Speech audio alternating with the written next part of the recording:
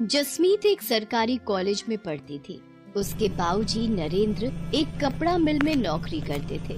जसमीत की मम्मी वर्षा घर के बराबर में ही एक होटल वाले को रोजाना के पराठे और रोटी बना कर देती थी। कुल मिलाकर घर का गुजारा हो रहा था। पर एक शाम, वर्षा, आज सुबह से ही सीने में बहुत दर्द हो रहा है, लगता है ज्यादा बढ़ रहा है। जसमीत जल्दी आ, तेरे बाबूजी की तबीयत खराब हो रही है। बाबूजी क्या हुआ? मैं ऑटो लेकर आती हूँ। जसमीत और वर्षा नरेंद्र को हॉस्पिटल लेकर जाती हैं। डॉक्टर नरेंद्र का ईसीजी करता है और उसमें कुछ कमियां आती हैं। अभी तो मैं कुछ दवाइयाँ लिख कर दे रहा हूँ। यदि इन्होंने ज्यादा अपने शरीर से काम लिया तो दिल की बीमारी भी हो सकती है और यकीनन आगे चलकर ये हानिकारक है। बाबूजी, अब आप कुछ दिन बिल्कुल काम पर नहीं जाओगे, बस घर पर आराम करोगे।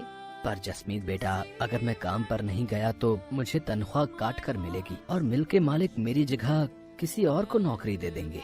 पर बाबूजी, आपकी तबीयत भी ठीक नहीं रहती है। डॉक्टर ने आपको आराम करने के लिए बोला है। कुछ नहीं होगा बेटा, तू मेरी चिंता मत कर। वर्षा, मेरा रोटी का डिब्बा बांध दे, मैं चला जाता हूँ। पिछले 3 दिन से नहीं गया।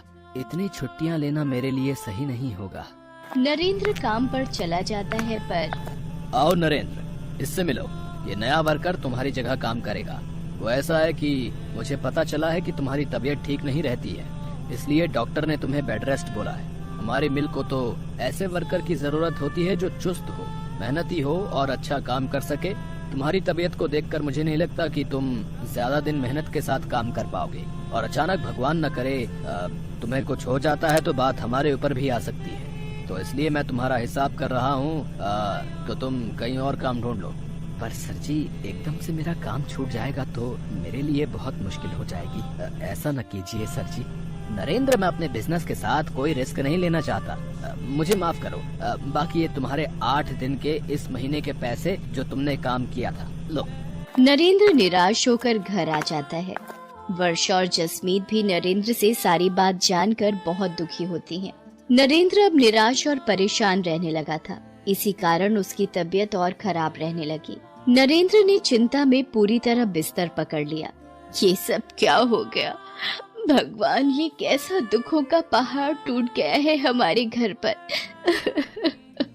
मम्मी चुप हो जाओ, प्लीज मत रो। आप ही तो मेरी और बाबूजी की हिम्मत हो। वर्षा, मेरे कारण तुम दोनों भी परेशान हो रही हो। मेरी बीमारी ने तुम्हें भी पैसों के लिए मोहताज कर दिया है। नहीं नहीं, देखो मैं नहीं घबरा रही। अच्छा, आप दवाई ले लो और बिल्कुल चिंता मत करो। जसमीत, जा बेटा, वो दरवाजे पर होटल वाले भैया आए हैं, उनको पराठे पकड़ा दे, मैंने बना कर रख दिए थे। भैया, अगर 2 टाइम के भी बनवाने हो तो बता देना, मैं बना दिया करूँगी।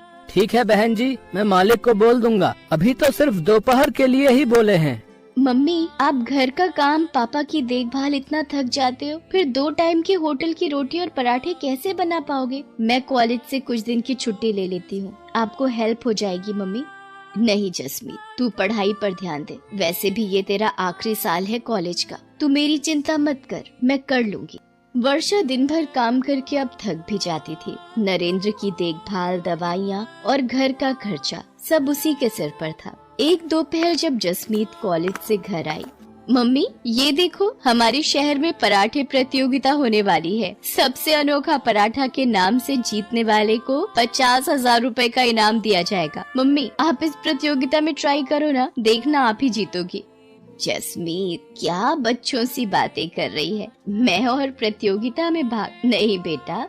पर मम्मी, इस प्रतियोगिता में भाग लेने में हर्जी क्या है? ट्राई तो करो, हो सकता है आपके बनाए हुए पराठे बहुत ही पसंद आए और आप इस सबसे अनोखा पराठा प्रतियोगिता को जीत जाओ। देखो, अगर आप जीत गए तो 50,000 रुपए से बहुत कुछ कर सकते हो। मम्मी प्लीज, मम्मी आप मेरे लिए एक बार इस प्रतियोगिता में भाग लो तो सही। मैं आपका फॉर्म भर रही हूँ, आपको इस प्रतियोगिता में भाग लेना ही होगा। वर्षा, अगर जसमीत का मन है तो तुम प्रतियोगिता में भाग ले लो। जसमीत सही कह रही है। हो सकता है कि तुम प्रतियोगिता में जीत जाओ। जीतना हारना तो भगवान के हाथों में होता है, पर बिना भाग लिए हार मान लेना ये भी तो सही नहीं है ना। तुम्हें अपने हुनर को दिखाना चाहिए, छिपाना नहीं। ठीक है, अगर तुम दोनों कहते हो तो मैं इस प्रतियोगिता में भाग ले लेती हूँ। ये हुई ना बात मम्मी, पर आप कौन सा पराठा बनाओगे जिससे आप ये प्रतियोगिता जीत जाओ? ये सोचना पड़ेगा। एक्सक्यूज मी मैम, आपका पिज्जा ऑर्डर था इस पते पर? भैया, वो सेम एड्रेस हमारी पीछे वाली गली में है, वहाँ का ऑर्डर होगा। हमारे बैक साइड के घर का भी यही पता है। पिज्जा का नाम सुनकर तो मम्मी मेरे मुंह में पानी आ गया। गलती से वो डिलीवरी करने वाला भैया हमारे घर पर आ गया था। मम्मी, क्या आप पराठे को पिज्जा का लुक दे सकते हो? एक नए तरीके का पराठा? कोशिश कर सकती हूँ, तू मुझे पिज्जा में लगाने वाला सामान ला दे। जसमीत वर्षा को सारा सामान ला कर दे देती है। वर्षा अपनी मेहनत और कोशिश से एक पिज्जा पराठा बनाती है। मम्मी, ये पिज्जा पराठा तो बहुत ही टेस्टी बना है और देखने में भी कितना सुंदर लग रहा है। मम्मी, क्यों ना आप यही पिज्जा पराठा सबसे अनोखा पराठा प्रतियोगिता के लिए बनाओ? जसमीत की बात मानकर वर्षा प्रतियोगिता में पिज्जा पराठा बनाती है। प्रतियोगिता में बहुत से लोगों ने हिस्सेदारी की थी, पर वर्षा के हाथ का बना पिज्जा पराठा देखकर जज करने वाले शेफ बहुत ही चकित रह जाते हैं। दोस्तों, बहुत से पराठे देखे, पर ये पिज्जा पराठा पहली बार देखा। वर्षा जी ने इस पिज्जा पराठे पर लेयर बनाकर इसे बहुत ही खूबसूरत ढंग से प्रेजेंट किया है और खाने में भी ये बहुत ही स्वादिष्ट पराठा है। इसके लिए हम सभी जजेस की सहमति से वर्षा जी को सबसे अनोखा पराठा प्रतियोगिता की विजेता घोषित किया जाता है और ये 50,000 का नकद इनाम भी इन्हें दिया जाता है। रोहित, एक अनाउंसमेंट मुझे भी करनी है। वर्षा जी ने जिस तरह आज पिज्जा पराठा एक नए तरीके से यहाँ पर प्रस्तुत किया, ये देखकर मुझे काफी प्रसन्नता हुई है। मैं चाहता हूँ वर्षा जी मेरे साथ मेरे अपने कुकिंग टीवी शो में हिस्सा लें और मेरे शो का हिस्सा बने। इसी के साथ तालियों की गड़गड़ाहट के बीच वर्षा की आंखों में खुशी के आंसू आ जाते हैं। वो अपनी बेटी जसमीत को गले से लगा लेती है।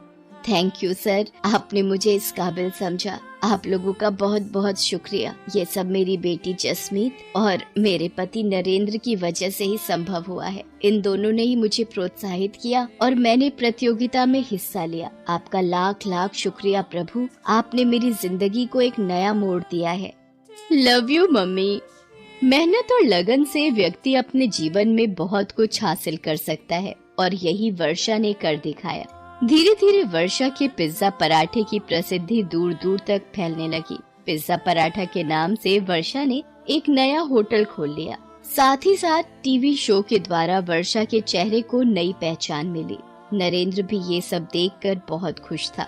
धीरे धीरे उसकी तबीयत में भी सुधार आने लगा था और अब वो और जसमीत दोनों वर्षा के होटल के काम में उसका साथ देते थे। मेहनत और लगन से एक पिज्जा पराठा वाली को सफलता की ऊंचाई पर चढ़ने की नई सीढ़ी मिल गई थी।